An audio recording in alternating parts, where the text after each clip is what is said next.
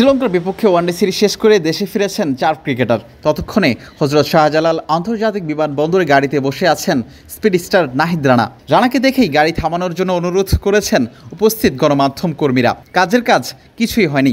রানার কাছ থেকে মিলল না কোনো উত্তর। একাধিক প্রশ্ন করার পরও কোনো উত্তর পাওয়া যায়নি নাহিদ রানার কাছ থেকে।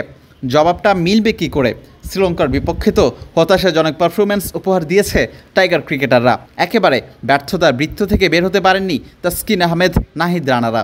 ওয়ানডে দলের স্কোয়াডে থাকলেও নাহিদ রানার কোনো ম্যাচ খেলার সুযোগ হয়নি। ডাগআউটে বসেই ম্যাচ দেখতে হয়েছে। বলার মতো কোনো পারফরমেন্স নিয়েই দেশে ফিরতে পারেননি নাহিদ।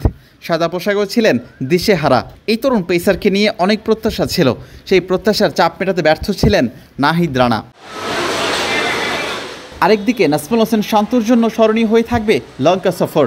অধিনায়কত্ব পেয়েছিলেন দ্বিতীয় দফায়, আবার সেখানেই অধিনায়কত্ব ছাড়ার ঘোষণা দিয়েছেন টেস্ট সিরিজ শেষ করে। তারপর ওয়ানডে সিরিজে বলার মতো পারফরম্যান্স করতে পারেননি, আর টি-20 দল থেকেও বাদ পড়তে হয়েছে।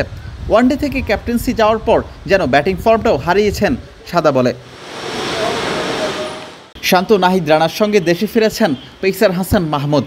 টেস্ট সিরিজে প্রথম ম্যাচ খেলার পর দ্বিতীয় ম্যাচে ছিটকে গিয়েছিলেন ইনজুরির কারণে। সবশেষ পাকিস্তানের বিপক্ষে টি-20 সিরিজে থাকলেও লঙ্কানদের বিপক্ষে টি-20 সিরিজের দল থেকে বাদ পড়েছেন হাসান।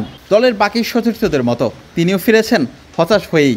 শান্ত হাসানদের সঙ্গে দেশে ফিরেছেন বামহাতি স্পিনার তানভীর ইসলামও। ওয়ানডেতে অভিষেক হয়েই দারুণ শুরু পেয়েছেন ক্যারিয়ারে, তবে ক্যামেরার লেন্স তাকে খুঁজে পায়নি।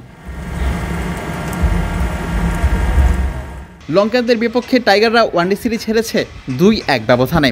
মেহেদী হাসান মিরাজের নতুন নেতৃত্বে দারুণ শুরু পাওয়া হলো না বাংলাদেশের। বিলাল হোসেন শিমুল, ক্রিকেট 97। ওয়ালটন এখন দেশের সীমানা পেরিয়ে পৌঁছে গিয়েছে 50টিরও বেশি দেশে। ওয়ালটন, ঘরে ঘরে বিশ্বজুড়ে।